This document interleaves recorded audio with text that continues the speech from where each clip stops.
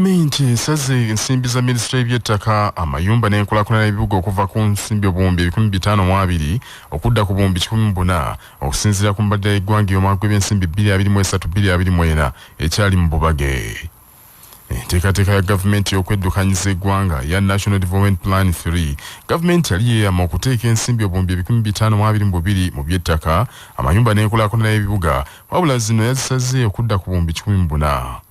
Mumbeere eyo waliwo ebitongole n'enteekateeka ezibirako ezigwa mu Ministry y'ettaka n'amayumba n'enkulaakulana y'ebibuga ebitateekeddwako nsimbi yonna.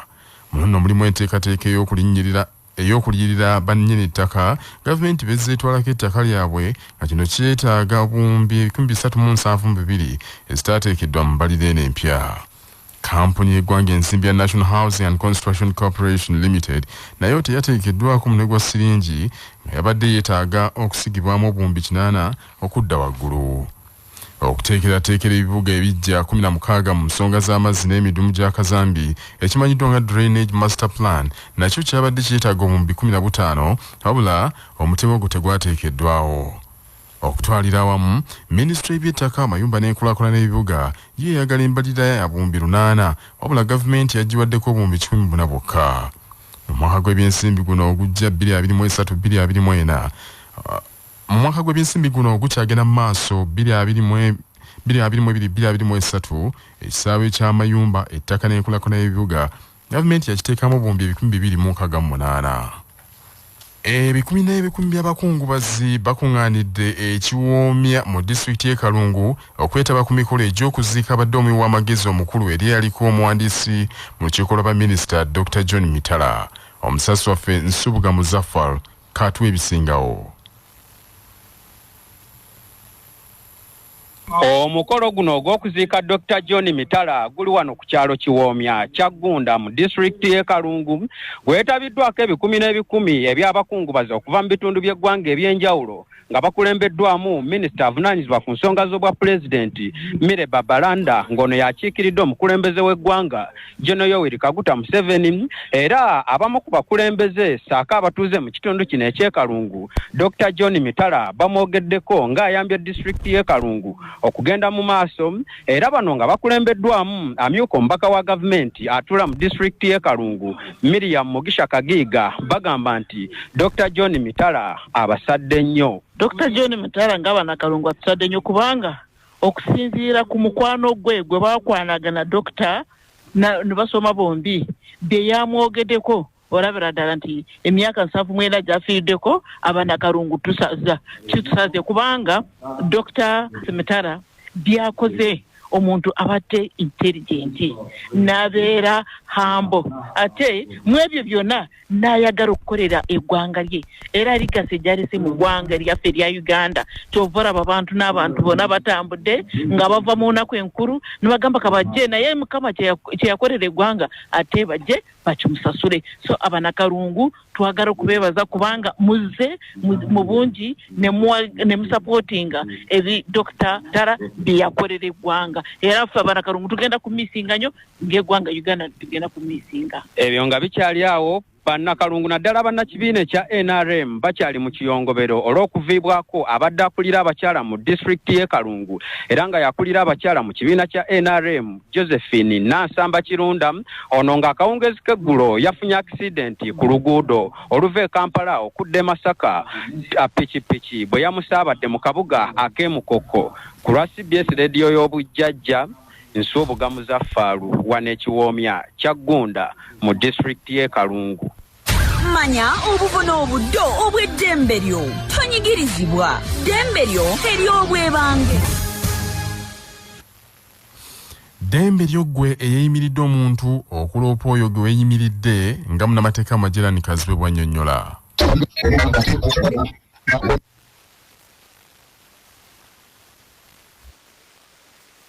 Singa omuntu yenna ateeka omukono ku kiwandiiko nga omuyima eyeeyamye okusasula ensimbi ez'omuntu yenna aba yeewoze singa akizuula nti omuntu oyo gwe yeeyimirira ensimbi ezo yazikozesa bubi n'aziteeka mu makubo amakyamu nga ziyinza okuleetera oyo eyamweyimirira obuzibu oba okuzikwata azisasula azizeeyo oyo omuyima asobola okwekubira enduulu mu kitongole ekyo ekiba kyawola omuntu oyo ssente ne kiba nga kisobola okukozesa obwangu obusoboka okutaasa ensimbi zaakyo obutafa ttoge nga tebalinze budde obwabwe bwoyo yeewola mu ndagaano ey'okwewola.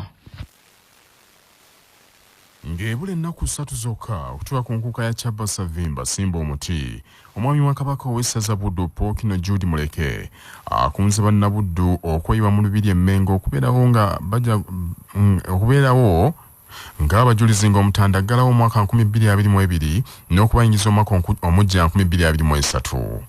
Pookino Judy Muleke era nga ye ssentebe w'abaami b'amasaza asabye naddala abantu mu bitundu gy'azaalwa abagombola ya mutuba gumu buwunga nti be balina okukulemberamu mu buli kimu ekikwata ku bwakaka bwa Buganda. Njagala okubaagaliza n'omwaka ogujja ogw'okkola ennyo era ng'ennaku z'omwezi 31 nze ngenda mu enkuuka ya mutwalo abanaagenda tugende mu Lubiri e Mmengo abeebuwunga ffe tuteekwa okukulembera mu buli kintu kyonna. Njagala nno tugende mu nkuuka ssebo enkuuka ya mutwalo omukuuka weeffe gwe tutandise yeewa okuzza emmere mu maka. Njagala okubasaba abantu ba Kabaka abaami n'abakyala musimbe muwogo naye ekisinga obukulu musimbe ebitooke tuzeewo ettooke ly'e Buddu tuleme kulya matooke gava bunaayira. Njagala buli ali wana nsimbira ebitooke 5 nze bwe najja okubirambula n'ensanga nga bikola tunaagenda tukulope wa Ssaabasajja Kabaka nti musajjawo awulidde omulanga gwo. Nsaba buli omu ansimbireyo omuti gumu mu maka ge oba gwa muyembe oba gwa muvule naye omuti gutya ate tugulabirire. Ate bannabuddu bagambye kibakatakako okubeera mu nkuuka Vimba okubugiriza Namunswa nti era bo balinze lunaku lwokka. Era Charles Lubega nga Pookino bwatukunze ngero bwakabaka bwe bulagira nti mwaka tukumaliyako mu Lubiri nga tubugiriza Ssaabasajja n'okumalako omwaka ate n'okutandika essanyu mu ngeri ey'enjawulo nga tulina Ssaabasajja. N'olwekyo tusinza kujemera Pookino tusobola kujemera Ssaabasajja Kabaka. Tugenda kwerwa mbungi mu nkuuka era abantu baffe mwenna okuvaawo kaliisizo obwawonna mujje muyiike mu nkuuka bannabuddu tubeerewo twebeere. Nze nasamula tuli wano mu Buddu tuli basanyufu nnyo tugenda mu nkuuka ya mutwalo Nabuddu mwenna tugenda mu nkuuka tugenda kubugiriza omutanda nga 31 Desemba tugenda mu nkuuka enkowoola ab'Ekimanya Soweto namwe namba koola muje tugende mu nkuuka ya Kyabasa tubugiriza omutanda Nabuddu mwenna. Mu kiseera kyekimu abawuliza ba Kyabasa mu kibuga Lukaya mu disitulikiti y'e Kalungu era mu Buddu bongedde ebbugumu mu nteekateeka z'enkuuka bwe bataddewo bbaasi 3 okusaabaza abantu ba Ssaabasajja abajja mu nkuuka. Seguya Wile nga ye ssentebe wa CBS Fans Club e Lukaya n'abakulembeze ba Fans Club eyo bali mu keetalo nga bawandiika bannalukaya abanajja mu nkuuka. Nkunga abantu b'ebitundu bino Bukulula, Lusango, Kasunga, Lukaya, ab'Ekamunga Mulwera n'ab'Ewanga mwenna nti enkuuka etuuse ate nga mukimanyi nti mu mwaka ekyo tukikola omulundi gumu mujje tweyozeeyozeeko COVID n'endwadde endala zonna ne stress yenna ng'ate era nze ndi wano mu kutambula n'ekitabo nga mpandiika abagenda mu nkuuka naye nga ku Lwokusatu mbakubiriza mwenna tusooke tusimbe emiti ku Lwokusatu Lukaya yenna afuuke kiragala ako ke kabonero ke tunaalaga nti tugenze mu nkuuka Vimba. Kati basi esooka ejjudde ey'okubiri ebulako batono naye nga tutaddewo n'endala abantu mwenna mujje tukyawandiika paka ku lunaku olusembayo mwanguwe mujje ne ssente tubawandiike tugende mu nkuuka. Enkuuka ya Kyabasavimba yakubeerawo ku Lwomukaaga luno ng'ennaku z'omwezi 31 omwezi guno ogwa Ntenvu nga tuyingira omwaka omujja 2023. Enkuuka yakuyindira mu Lubiri lwa Kabaka e Mmengo nga bulijjo okuyingira ssinja omutwalo gumu ate abaliko obulemu bakusasula ssinja 50,000 gattako bannamudiguli abateesobola n'abalongo abafaanagana ng'eriyo n'okunoonya ekisomozo kya pikipiki kapyata n'abantu okutambulirako mu nnyonyi. Obulamu bwe bugagga kutuusibwako Amref South Africa. Musa Rose Angel Namigadde agamba nti omuntu bw'alya emmere ateekwa okunywerako amazzi okusobozesa emmere eyo okukola obulungi mu mubiri. Tuyandiridde ng'emmere nga kuliko amazzi gayambako mu processes nnyingi ez'omubiri gayambako okuregulatinga ebbugumu ly'omubiri, gayambako mu kutambuza nutrients kubanga gasangibwa ne mu musaayi, gayambako okutambuza nutrients all over the body. Nga kuliko emmere ezimba omubiri, emmere ewa amaanyi, amasavu, mulimu amasavu amalungi agayambako okukola nga shock absorbers. Shock absorbers ezo zisangibwa katugeze nga mu ngalo, wansi mu bigere n'okuliraana internal organs. Amawulire g'ebyemizannyo mu mawulire gaffe agaca basafama gakutuusibwako modernity amajani agalimu eddekende omuli aga kisubi tangawizi ne vanira. Wanywedde kacayi ka modernity akawoomu gasange mu maduuka ne supermarket zonna. Modernity your best choice nga bali wamu ne pikipiki TVS HLX CC 125 epakasa era kati osobola okugifuna ku kibanja mpola okuva mu Mmogo era gyeyune okuva mu Yuvraj ebanda. Club y'omupiira ya Liverpool eguchangira muri gya binywera e Bungereza etuuse ku kukanya ne club ya PSV Eindhoven ya Budachi okukansa omutebi waayo Cody Gakpo okubachangira endiba season yene ya Premier League egenda mu maaso. Mu kutegeragana okwo Liverpool ekkiriza okusasula PSV Eindhoven obukadde bwa pounda buli wakati wa 3.5 kwana mu 5. Cody Gakpo wa myaka 23 egy'obukulu era yayolesa omutindo gwa amaanyi nnyo mu mpaka za World Cup e Qatar mwe yatebedde goolo 3 n'okuyambako Budaaki okutuuka ku mutenda gwa quarter finals. Omuzannyo ono wakuyamba nnyo okuziba ebituli by'abazannyi Luis Diaz ne Diogo Jota abalina obuvune mu kiseera kino. Yo Manchester United era y'Ebungereza y'emu ku ttiimu ezibadde zeegwanyiza omuzannyo oyo.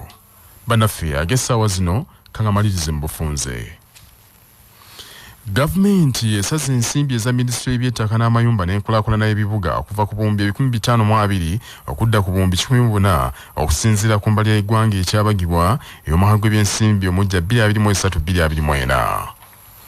Bannakibiina kya NRM e Kalungu bali mu kiyongobero olwabadde akulira abakyala mu kibiina ekyo e Kalungu pikipiki yabadigize okumusaabala ekiro n'emuttirawo. Ng'ebula ennaku 3 zokka kutuuka ku nkuka ya Kyabasa Vimba. Bannabuddu bali mu keetala era bongedde ebbugumu mu nteekateeka y'okujja mu nkuka ya Kyabasa ku lw'omukaaga luno nga 31 Desemba. Banaffe ge mawulire ag'essaawa zino mwebale nnyo okuwuliriza.